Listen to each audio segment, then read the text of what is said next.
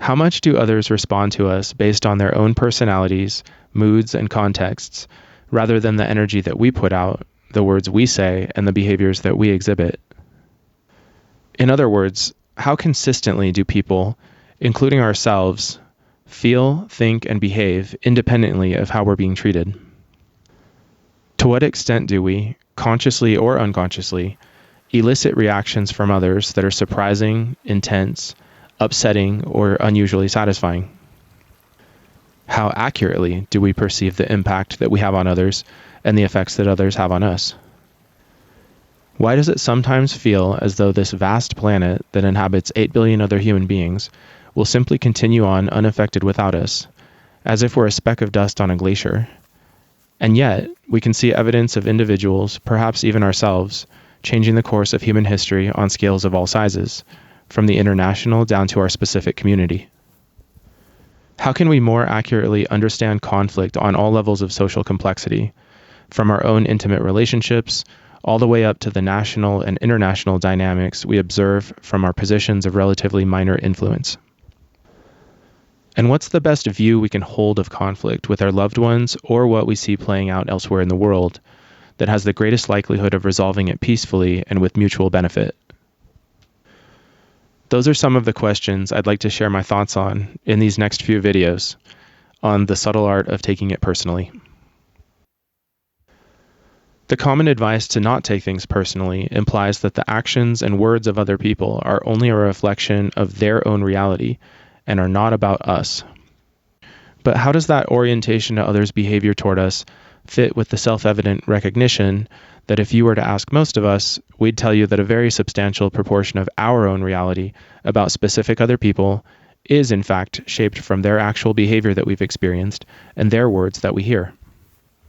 Most of us would also say that the specific individuals that we come into contact with, whether they be family members, coworkers, the server at our favorite restaurant, or even parasocial contacts like our favorite podcaster or celebrity, continuously provide us with interpersonal experience that refines our predictive mental models and our intuitions of what we can expect from them in the future.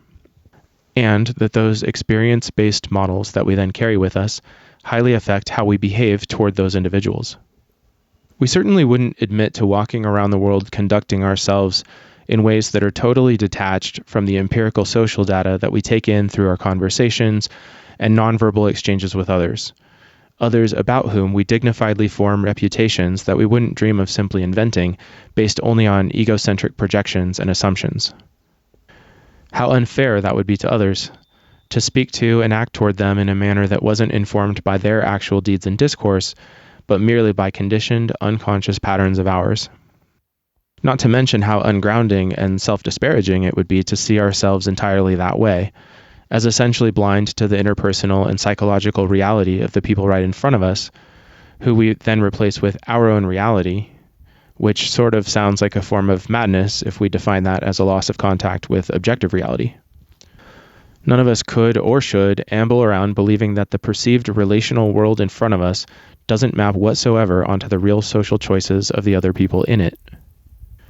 That our fear of someone who's hurt people, for example, or our admiration of someone who's achieved great things, isn't about them and is thus not personal. And yet, despite these relatively obvious statements made from our own point of view, there's a human tendency to reason that how others treat us isn't really about us, or is all about us, perhaps largely depending on how positive or negative the conduct toward us is. The oft-repeated wisdom to not take things personally doesn't seem to be as easy to follow as it is to consolingly tell a friend who's upset by a conflict at work or home, especially with a person who knows them well enough through shared and repeated interpersonal exchanges. That being said, there are some good reasons that many resonate with the idea that nothing is personal. It's also not easy or advisable to see everything that others do as only about us or having nothing to do with their past conditioning and their dispositional constitutions.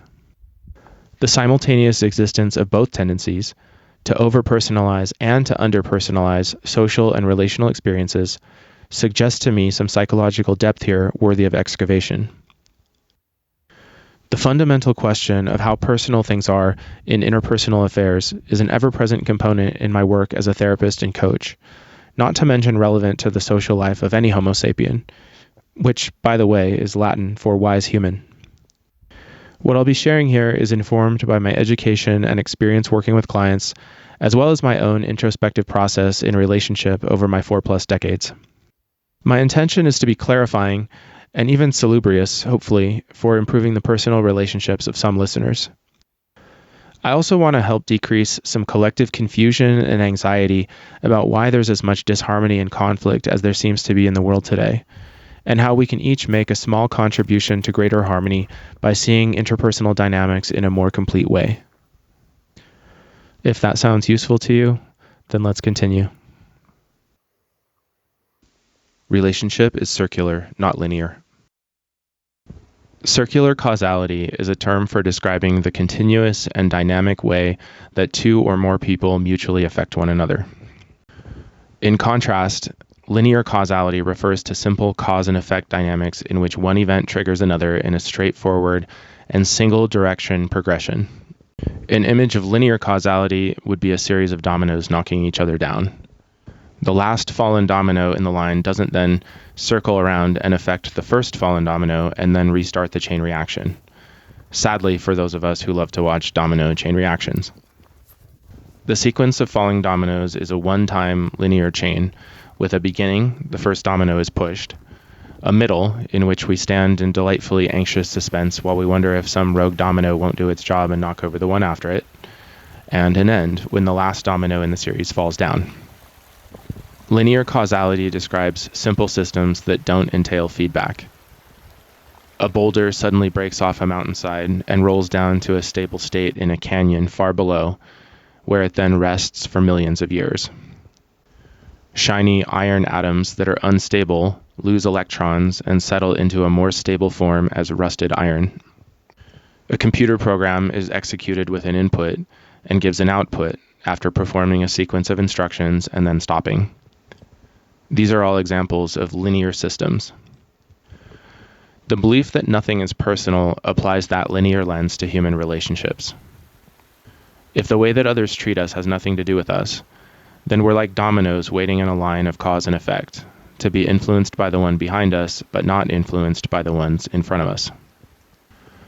But in the complex realm of human affairs, people act upon each other in a continuous and fluid dance. In dyads, systems of two people, groups, and societies, circular causality provides a more accurate understanding and more correct predictions of outcomes. Why this is the case, I hope will be made much more clear as we go on. But one concise and preliminary answer may be that humans are enduring, perceiving, and responding creatures, and so live in a reality of continuous social cybernetic feedback. We don't simply vanish like an electron energy state after an interaction. We remain, observe, and feel the ripples of what just transpired between parties, all the while processing it and making the experience a new part of us that feeds back into the next dance step, whether that's a dance we're doing with one other person, or 8 billion other people, or any other level in between those group sizes. As long as we live, every dance we participate in, or even observe, becomes a newly integrated experience into how we dance with others. So the subtle art of taking it personally requires that we recognize the circular causality in the continuous and dynamic dance of human transactions. Unconscious circular causality and its discontents. One of my favorite images is from a family therapy textbook published in the 1970s called Change: Principles of Problem Formation and Problem Resolution. It's a simple drawing of a male sailor and a female sailor, each pulling backward with all their strength on the sail of a small sailboat in opposite directions, with the caption reading, "Two sailors frantically steadying a steady boat." I love this image and have showed it to many clients because it illustrates fundamental circular causality in a relational system of two, and more interestingly to me, it shows the obvious blindness to the circular causality that humans are prone to when they're part of a relational system, and also the ease with which the circular causality can be immediately spotted by an outside observer who's not part of the system. I assume that the choice to draw a man and a woman pulling in opposite directions, each doing so in response to the other's pulling, and thus each wasting their energy while accomplishing nothing besides possible destabilization of the boat, was because that textbook dealt mostly with marital and family dynamics. Some common examples of circular causality in marriages that I've noticed in my work include withdrawing versus pursuing, criticizing versus defending, withholding information versus prying for information, placating versus coercing, over-eagerness for conflict versus over-avoidance of conflict, and ignoring the other's communication versus taking unilateral action. One way that problems in marriages can be seen is as a failure of both partners to accurately perceive the ways that their attempts to meet their own needs actually hinder them by negatively impacting their partner, who is simultaneously foiling their own needs through their own well-intentioned, yet counterproductive attempts to take care of themselves, often in perfect symmetry with each other. In other words, the marital problems exist largely because neither partner can really see the circular causality that's transpiring between them. My hope is to make circular causality more apparent and understood, not only when we look at interpersonal human systems from the outside as an observer, which helps human behavior make a lot more sense, but also when we look from within at the relational systems that we're a part of, which helps the human behavior that we personally embody and evoke become more harmonious, effective, and satisfying.